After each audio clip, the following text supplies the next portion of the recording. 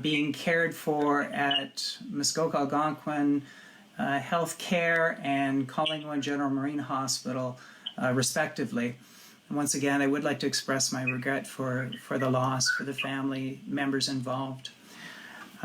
We felt it was important to come forward with this information. This is the first time we've had a person pass away in a long-term care facility from COVID-19 in Simcoe, Muskoka, and certainly given the tremendous concern that we have and that the community has about the safety of people in our long-term care facilities, this is a landmark event for us, regrettable, and we also need to indicate that we've got an increase in the size of that outbreak as well, with, as I said, 7 new cases, 6 of which are residents and 1 of which is a staff member.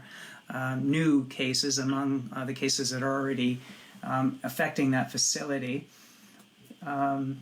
If you want to know the totals to date at that facility, we have 20 residents in total that have tested positive and 4 staff members who've tested positive, 2 of whom actually don't reside in Simcoe, Muskoka, therefore they wouldn't be on our listing, but nevertheless are part of that outbreak.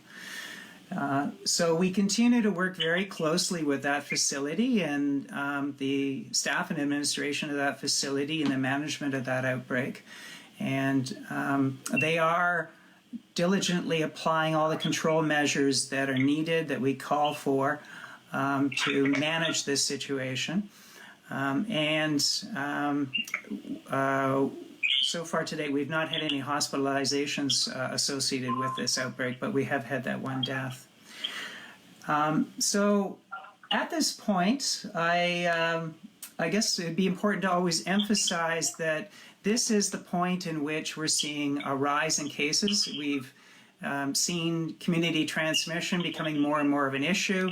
It speaks to the importance of people exercising our public health measures, the physical distancing, thinking carefully about whether or not you need to go out at all, and if you do, you have to be exercising that physical distancing of 2 meters from other people, and frequently washing your hands, and if you develop any symptoms, staying at home in isolation for a 14-day period until you've fully recovered, and for that 14-day period to avoid others from becoming infected.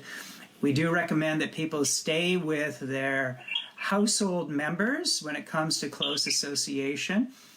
There is a restriction from the province, from the Premier, a directive to the population that you cannot gather in groups more than 5 people, but I would say that it'd be wise to stick with your household members and otherwise be exercising that physical distancing from other people, not visiting other households, not having other households come visit you.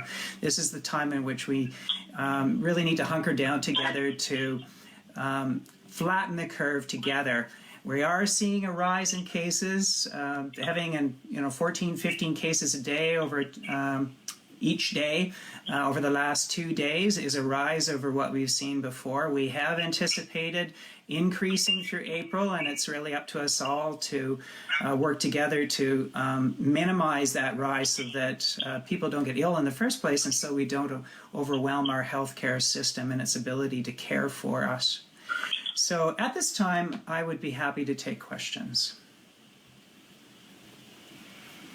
Oh, excuse me, I was on mute. Erica, would you like to go ahead with questions? Yes. Sorry, Dr. Gardner, you said one of the deaths occurred at the long-term care facility, one at a Muskoka hospital. You said the other one was in Collingwood, but it appears on the list the third was an oral Medante man, and it was reported before. I was just making sure this would be the second death in Collingwood then, so it was Wasaga Beach one too? So there is one of Wasaga Beach area, the Muskoka area, or in Simcoe, I should say in Simcoe County, and this one is listed down for Collingwood General Marine Hospital. Right, but that one was already, that was not one of the 3 new deaths that was already reported by you. It was Wasaga Beach one. So I'm having a look at my list here, and It's case number 44, if that helps. yes.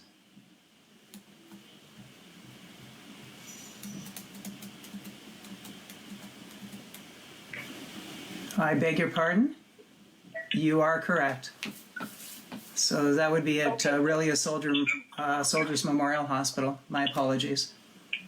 Okay, and that case has been under investigation since it was listed at the end of March. Is there a reason for that? Have you figured out where the transmission happened, or is it just...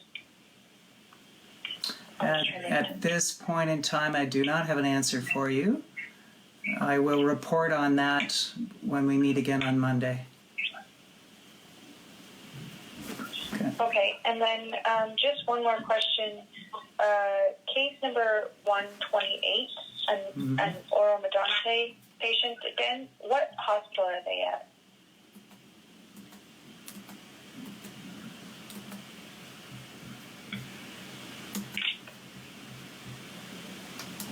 RVH. Thank you. You're welcome. Okay, thanks, Erica. Dawn, do you have a question for Dr. Gardner? I do have a couple. Thanks, Kathy. Just a quick clarification. Today we're seeing 5 cases in Gravenhurst. Is that one of the ones that was double reported? Because the last time you spoke it was 6. Let me just check my listing on that. I do have the numbers for those.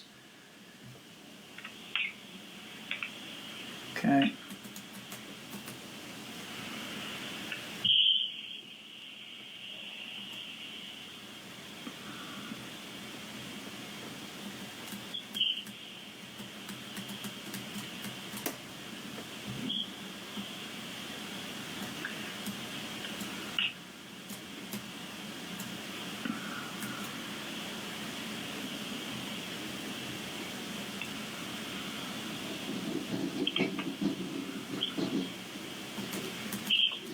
You know, I'm afraid I'm going to have to check with my staff to be sure, because they've been removed from my list as they were duplicates.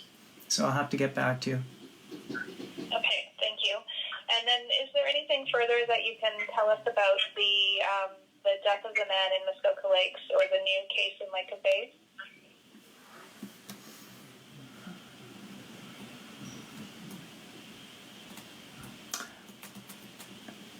So all I can really tell you is that the death of the man in Muskoka Lakes was travel-related, acquired by travel-related means.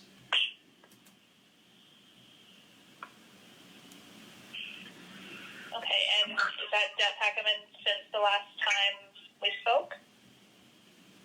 These are new deaths that I'm speaking to. I did not report these deaths before, if that's your question. Thank you. Okay. Okay, Ian, do you have a question? Yeah, I just want to confirm notes here. The 3 deaths, Dr. Gardner, the man in his 90s at the long-term care facility at Bradford, one from Muskoka Beach, 70s male, and an 80s male in Muskoka Lakes. Those are the newest? They are? Yeah. And at the Bradford facility, I know there was some discussion, even in Toronto, provincially, about long-term care facilities and staff having the proper PPE or enough of it. Have you heard anything in terms of concerns at long-term care facilities? Are staff well equipped with PPE? Do they have enough on hand? So when it comes to this particular outbreak, at Bradford Valley, they are equipped properly with personal protective equipment, including the masks required in order to protect the staff and to protect the residents. We have, for some 2 weeks now, been promoting the use of personal protective equipment, including masks for encounters with patients with COVID-19, and actually for all patient encounters in healthcare settings, we're recommending the use of masks at this time. We do know that there's a shortage of masks, and that recommendation is a challenge, and that they have to couple the use of masks with conservation practices and collecting used N95 masks for possible reuse, sterilization and reuse in the future. We do know that the province is aggressively procuring at this time, and we are aware that some facilities indeed are having trouble with the idea of universal masking, applying masks in all health, in all encounters with the patients. We do know that that is a challenge. And that includes some local facilities? It does. I wouldn't be able to tell you specifics about that, but we do know that they are challenged. And all the long-term care mentions on the list of 141, the long-term care Bradford West Wilbury, that is all connected to the current outbreak? We've had quite a few cases in Bradford, West Wilbury, so I would have to be very cautious in that assertion. Yeah, where it says LTC, long-term care, I was just wondering if it was all connected to Bradford Care Valley Community. It is. We do not have another long-term care facility that has residents that have tested positive for COVID-19. Okay, great. Thank you for that. I appreciate it. The other outbreak that we've had in long-term care facility at Spencer House only involved one staff member, and as of today, although we've got to update it on our website, as of today, their outbreak is declared over. Thank you. You're welcome. James Bowler, do you have a question? I do have a couple. Thank you, Dr. Gardner, for this weekend update, by the way. You're welcome. Just in regards to the man who in his meeting from Muskoka Lakes who died, are you able to confirm which hospital he's being held at? So he received care at Muskoka Algonquin Healthcare. There's the Bracebridge and Huntsville, though, so I'm just curious if you know which one of those it was. I think I'll decline to give that information. I'm always a little bit careful about how much information to give in order to protect identity. If we give too much, people can be identified. Okay, and my second question is in regards to cottagers that are coming up here. Primarily, I'm curious that, if they get sick and their primary residence is not listed as Muskoka, is this a situation where they would be listed under our health unit, or they would be listed under their own health unit but being sick in this area? So if you're asking whether or not this person resides here or resides elsewhere, I think I would identify that they do have another residence elsewhere as well as in Muskoka. Okay. And in other situations, so moving forward, if there was a cottager that became sick, but their primary residence was in Muskoka, they would still be listed as this area? If they have a residence here, we have, at least to date, listed them as such with on our listing. Thank you. You're welcome. Okay, is there anyone else on the line who hasn't had a chance to ask a question? Yeah, Natasha from Bradford today. Just the man who passed away in Bradford, do you know what day he passed away? It was yesterday. Was he taken to the hospital, or he just was at the home and passed away? He passed away at the home. Okay, thank you. You're welcome. And is there anyone else out there who hasn't had a chance to have the questions answered? Okay, Kathy, it's Erica again. Could I just get the date of death for case number 44, the Oro Morgante man? So that I don't have. It was within the last 2 days, but I don't actually have the specific date, I'm afraid. Okay, thank you. Okay, any follow-up questions? Okay. Well, thank you very much for joining us today. We appreciate it. We will be back here again on Monday and hope to hear you all safe and well at that time. Thank you. Thank you both. Thank you. Goodbye. Thank you. Bye.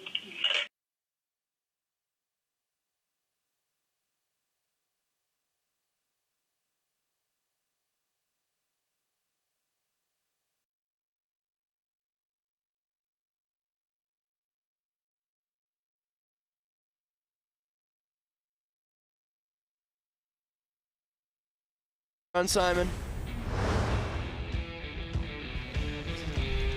Back here at the Canada Cup Freestyle Skiing Competition, here with our men's slopestyle final scores. In first place, Simon A with a score of 87.80. In second place, Braden Wilmot with a score of 87.40. In third place, Jesse G with a score of 83.40.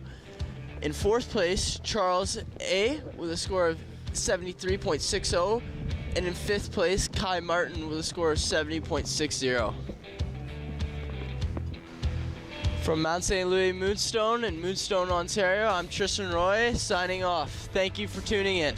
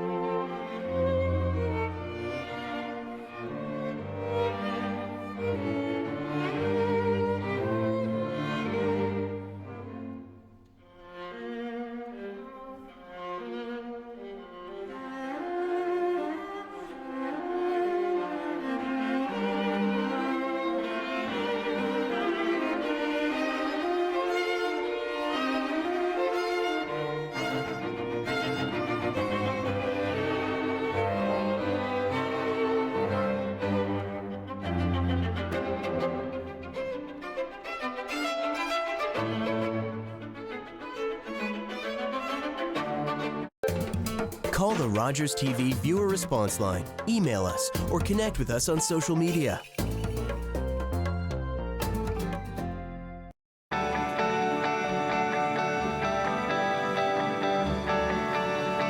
This is Rogers TV. Barrie. Wednesdays at 7:30 p.m., it's the RTV quiz. Giovanni Petiti hosts a weekly trivia competition that lets you play from the comfort of your couch. Play along at home and challenge your friends. And don't forget to follow along on social media. Let us know who's top of trivia, and you can find yourself featured on a future episode. Are you kidding me, folks? The RTV quiz, Wednesday nights at 7:30 p.m. on Rogers TV or at rogerstv.com/RTV quiz.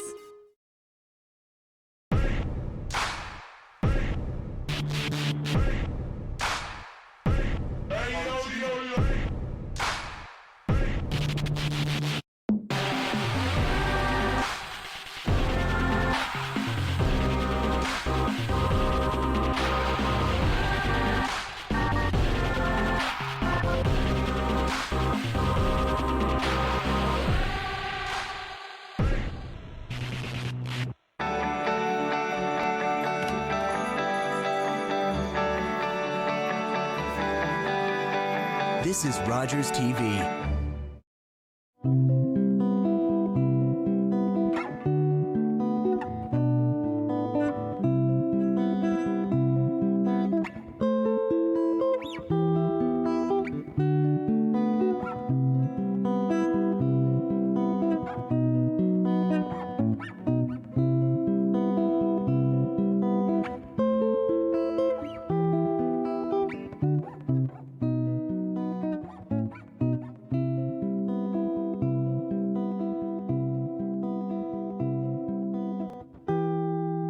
Hi, I'm Reverend Jessie Brandon, and you're watching Epiphanies.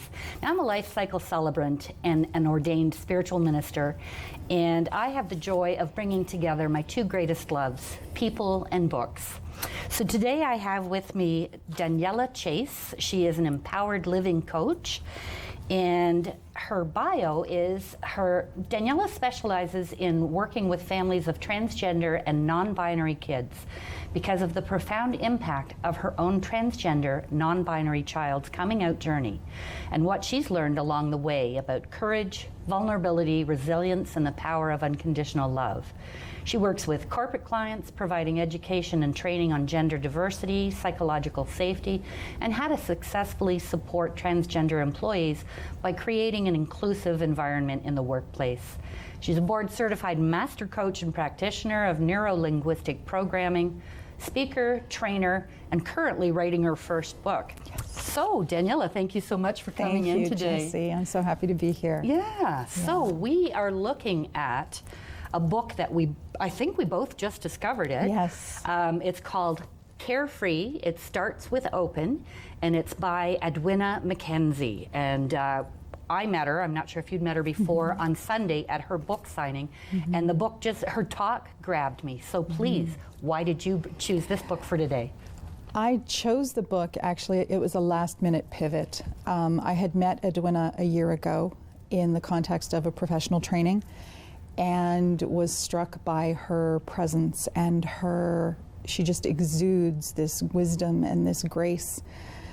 And so when the opportunity to attend her book signing came up, of course I jumped on it. And you were there. The passages that she shared with us and the stories that she shared were so compelling that I went home and started reading the book.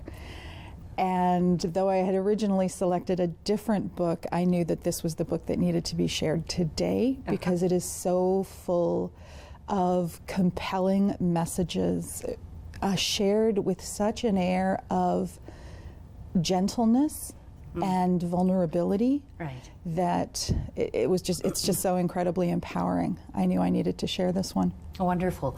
Now, have you read the whole book? I'm not all the way through it. I'm about 3/4 through. I'm not even out of the introduction yet. Well, just out. So that's cool. You've done better than I have. Is there a message so far in particular that you would like people to get about this book? Absolutely.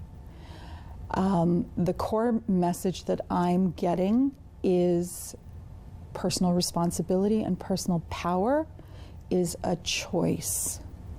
And how we navigate our lives and how we choose our actions, our words, can come from a place of absolute unconditional love, which ties into everything that I've learned on my journey with my oldest child. Right. Yeah. Okay. So does that differ from the message that you would want people to get so that they'd pick up the book? Is there something compelling that you can tell me that would make somebody pick it up? Yes. I'm thinking of myself early on in my journey when I had... Life has been a spiritual journey for me, as I think it is for all of us. And in early 2017, I had hit my darkest ever night of the soul, and came through that experience with an awareness of two things that were life-changing. One was that the cycles of depression and suicidal ideation that I had been battling with since age 13 were not...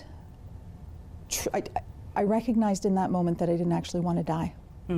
I also recognized in that moment that the way in which I had been living my life according to all of the rules was no way to live, and it wasn't working for me. So big things needed to change, and I had no idea how to go about that. Okay. Edwina's book comes from a space of recognizing that change is possible, that no matter how confused or lost or feeling broken that you are, there is so much power in grace and surrender. Absolutely. That, the book is a gift. Yeah. The book is an amazing gift for anyone who is struggling with feelings of hopelessness or is grappling with their own spiritual journey where they've come along so far, and there are still some things that are holding them back, and they know that, and they're not quite sure how to go about releasing those things. Yeah. And That's, thank you for opening up that, for me to say that that's why I'm opening the Truth Well community, for exactly that type of person who's seeking their spiritual path, and they don't know who to talk to, and they don't know what books to read, and they don't know what courses they might want to take. They're just confused, scared, and alone. And so this will be the second and fourth Sunday of every month, where people can come. There'll be meditation, a message, a time for questions, and a time to create their own community. It's not religion. It is, of course, spiritual. And it's just going to be a place where I hold space for people to come on their journey. So that's really cool that this book, maybe I'll have to talk to Edwina about selling them in the place. But anyway. Yes. Yeah, wouldn't that be cool? Is there something in there that you'd like to read to the viewers? There is. Okay. And if you'd pass it back to me. You have yours. Oh, I was looking at yours. Oh my goodness. Yes, we both have them. Silly me. Okay, so I'm going to start with the passage on personal power. Okay. Standing in my power was very new to me then. I met the force of another person's anger and held my ground, knowing their emotions were not mine to take on. The energy sent by them bounced back with a force they could feel physically. Once the tiger and I resolved the deep-seated anger around my old relationship, power started to change for me. My foundation of safety seemed to make it stronger than it was before, immovable, yet softer and more compassionate. It's a force of high-frequency love that easily repels lower vibrational frequencies. When I read that, it resonated because I've had that experience.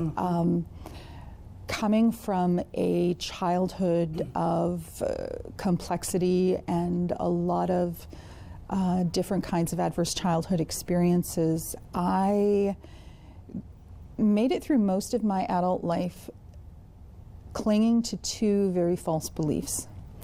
One was that I needed to earn my right to breathe air and occupy space in the world. And the other was that I would never be good enough. So I would go through cycles of, I would never show up as myself in a relationship, in any kind of exchange. I had mastered the art of becoming the chameleon.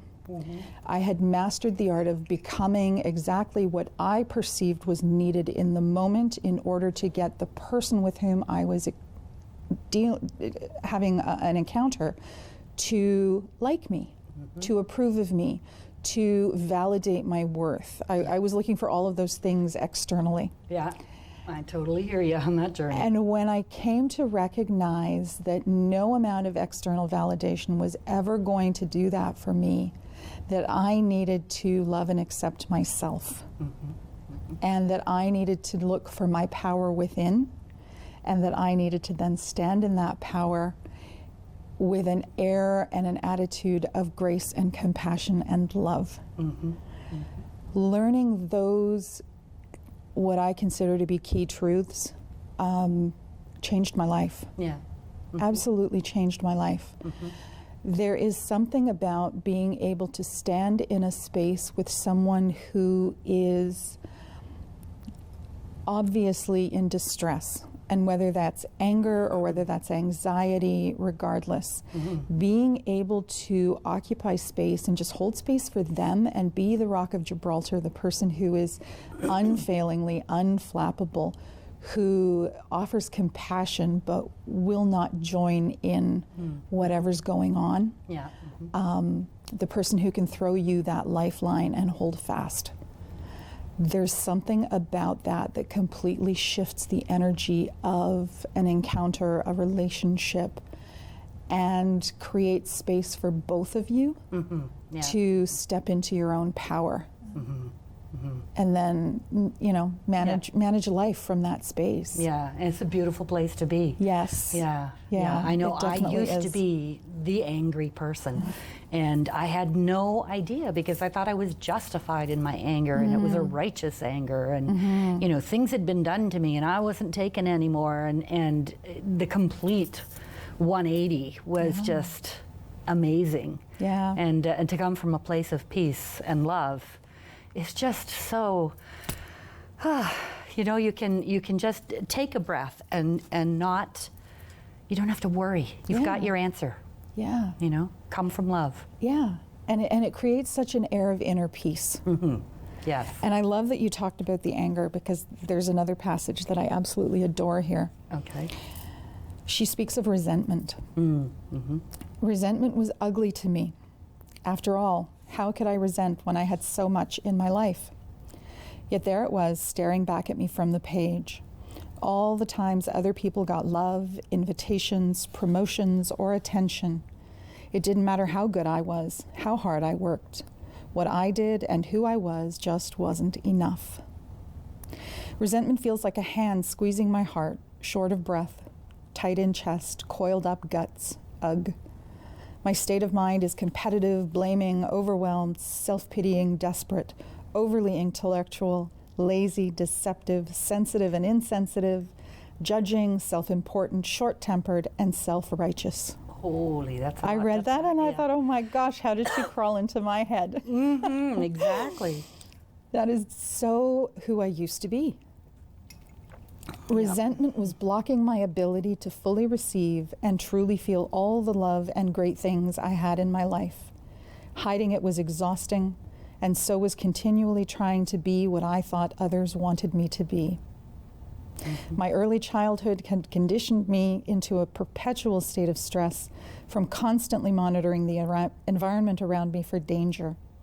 As I discovered in Carefree, this is a condition called hypervigilance, which is a state of increased alertness, often associated with post-traumatic stress disorder. And that struck me for two reasons. It struck me, first of all, because that was my lived experience. That was who I was. It's who I used to be. And it's a very uncomfortable, defensive place to live life from. I know, it made me sick. Yeah. So, you know. And it also struck me because I think it's very common as a part of the human journey, you know, part of the human experience. And I think far many of us than we even realize are in that space or have been in that space where the sum total of life's disappointments and injuries have left us so wounded and confused. And resentful. And it's really easy to get stuck in that space where you begin to experience yourself as a victim, right? Yes. And in experiencing yourself as a victim, effectively, you are divested of all of your power. And in one of the biggest parts of my journey, and I met Jessie Morrison very early in my journey. And in fact, when I first saw her, I had no idea who she was, and audibly there was a voice that said, you need to work with her, she's the real deal. And it was Jessie who shared with me the Neil Donald Walsh's The Little Soul. Oh, yes. I love Neil Donald Walsh. His books are the ones that I would do if I was being interviewed. So, yeah. Well, hey, we can flip the table anytime. But I read that story and encountered the notion that all of the challenges that I've experienced in my life were not things that were done to me, they were actually events that happened for me.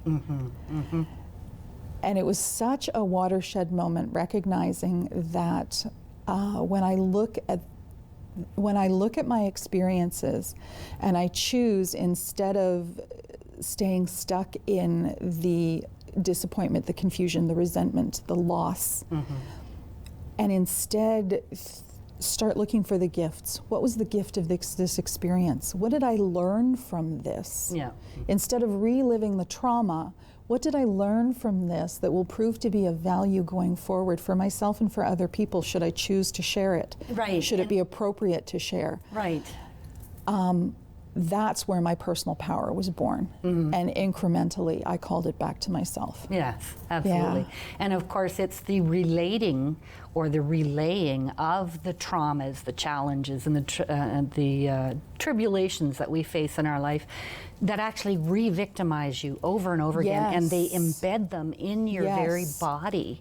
And you don't even realize that you're doing yourself emotional, psychic, spiritual, and physical damage. Absolutely. By constantly relating these stories. Yes. Because in fact, they are, as the Chinese word for crisis, flip it and it means on opportunity. They are opportunities that when you look at them, you learn so much about yourself and how you could have responded better. And of course, having said that, what I found is I could see where the opportunity came again and again when I didn't get the lesson.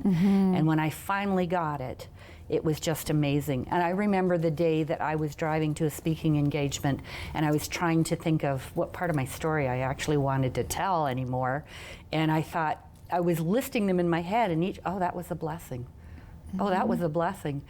I was laughing and tears running down my face as I was driving, because it was just so amazing to realize that that's beautiful. Every single moment that had happened to me was for me and was a blessing. And in shifting our perception of the experience, we change our experience of the experience. Yes, absolutely. Right? Yeah. And all of a sudden, every single piece of my life is a reason to be joyful. Yes. Right? Yes. And who'd want to leave now, right?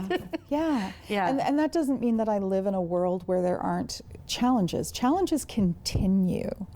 I'm finding the lessons and the gifts a lot faster these days, which makes life so, I move through life with ease and grace because I'm not getting stuck in the suffering. Right. You know? Right. And I was going to say, you mentioned depression and suicidal ideation. I was the same from about that same age, 13 and up. And there would be weeks when I could barely lift my head off a pillow.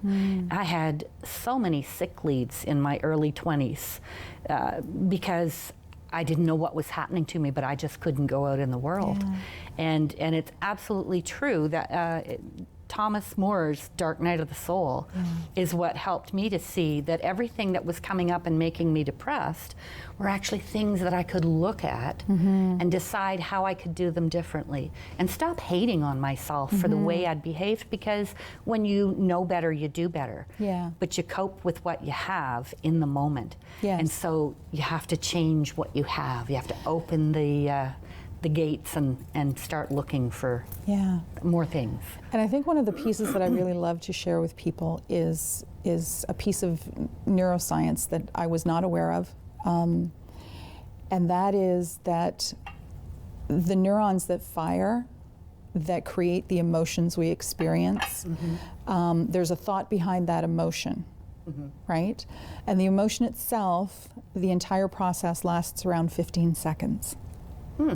So when you initially have a thought that triggers an emotion, that initial firing is over in 15 seconds.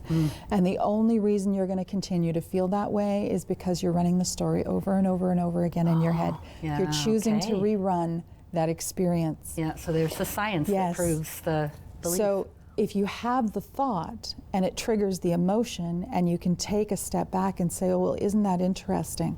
What was I thinking when I felt that? And go beyond the feeling to what triggered it, and whatever shows up then, give consideration to, is it true? Is it mine? Yeah. And often the answer is no, it's not true. No, it's not mine.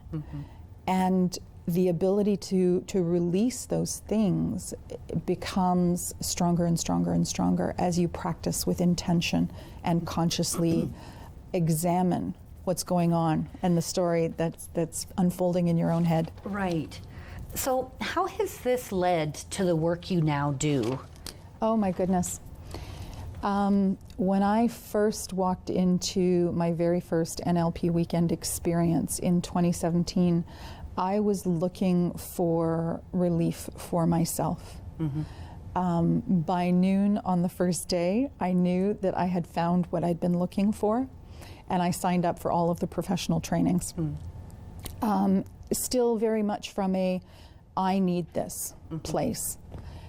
And in moving through those trainings and applying what I learned to my own life, I very quickly recognized that the neuroscience of NLP, the tools and the techniques that we employ have given me so much mastery over myself, personal mastery, that it's allowed me to completely rewrite the story in my own head.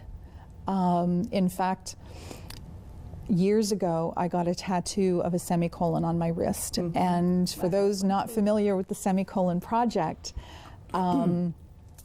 it basically is a symbol for people who have struggled with suicidal ideation. When I realized I was rewriting my story, rewriting my experience of my experiences, I changed the tattoo on my wrist and built the word rewriting around the semicolon, using the semicolon as the first I. And it's the idea that we live life by the stories we tell ourselves. So if the stories we're telling ourselves are creating a life that isn't working for us, why not rewrite the story? Beautiful. Yeah. Absolutely. And so I want to specifically get into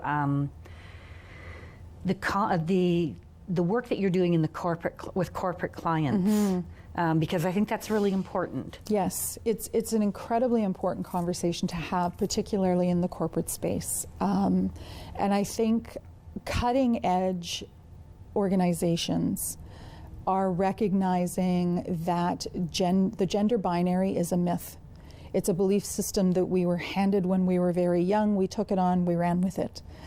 And we are learning now that gender is actually a spectrum, that masculine and feminine energy is embodied in every single human being, and that people who are gender non-conforming, as in they don't subscribe to the I am either male or female, are individuals who recognize that they embody both masculine and feminine, and that they move along the space between and give expression to themselves in whatever way is reflective of how they see themselves and how they wish to show up in any given moment.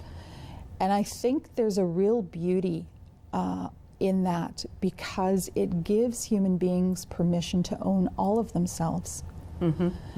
And coming at it from the space of the binary, we've taken permission. We basically said to men, okay, here's how you should be. And we've said to women, here's how you should be.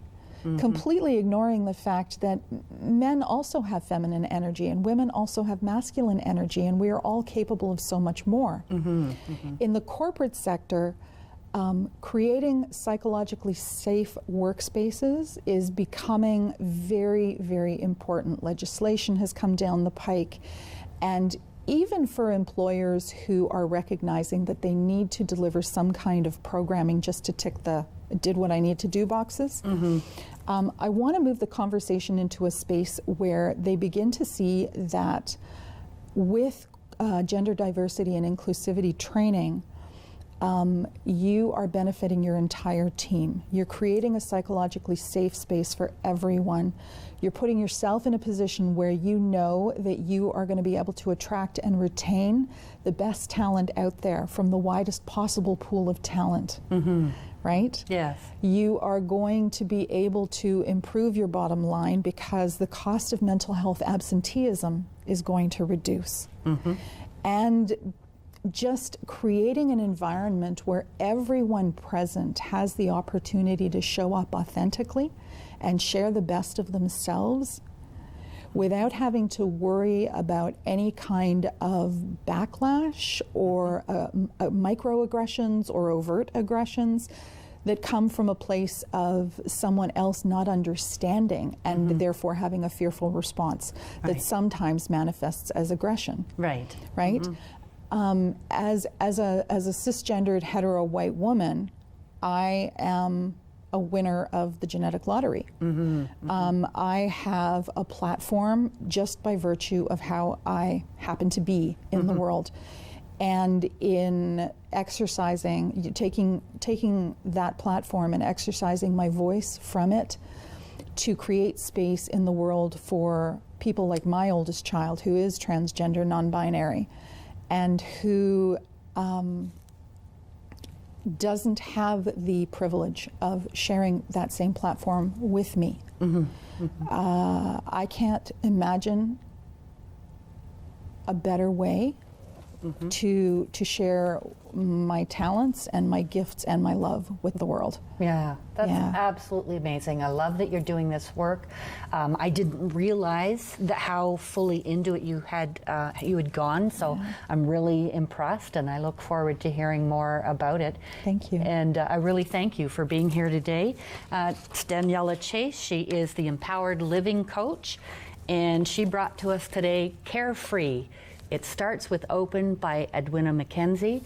I had the honor of meeting Edwina as well, and she is just amazing. I mean, maybe we should get her to come here for a talk. That would be so wonderful. So thank you for joining me here today on Epiphanies. I'm Reverend Jessie Brandon, and I'm delighted that you dropped by, and I hope to see you again soon. Thanks so much.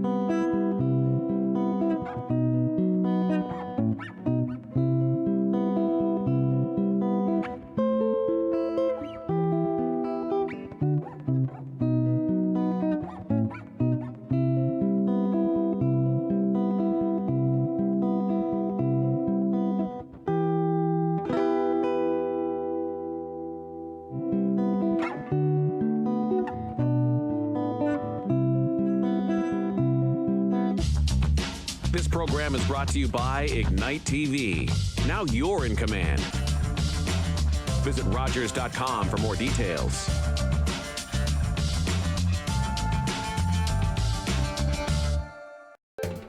Call the Rogers TV viewer response line, email us, or connect with us on social media.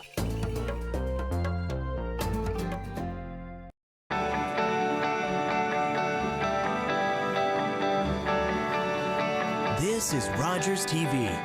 Barry. Growing up, I just felt this hatred for myself, and I stopped planning for the future because I didn't think I had one. Without United Way and the generosity of the whole organization, I don't even really know where I'd be. Hey, did you know? More than 4,500 Canadians are waiting for an organ transplant right now. Right now. 4,500. People are dying. And you could save a life. 90% of Canadians say they're willing to donate their organs. But only a few are registered. So what are you waiting for? Get registered. It's easy and it's free. Leave a legacy. Be a hero. Save a life. Find out how to register today. Go to kidney.ca.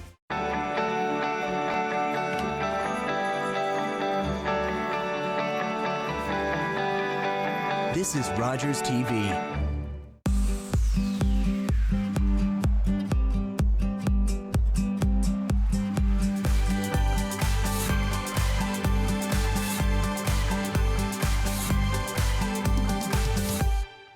First, I'd like to thank everyone who's working in healthcare for all their hard work and dedication and professionalism. From front door screeners to the staff that cleans and disinfects the rooms and equipment, from nurses on the floors to my colleagues in the emergency department. Second, I'd like to thank all the members of our community who are doing their role, staying at home, helping neighbors who are at need, and washing their hands. There are many similarities between the COVID-19 crisis and the climate crisis. Both are truly global. All will be affected. Both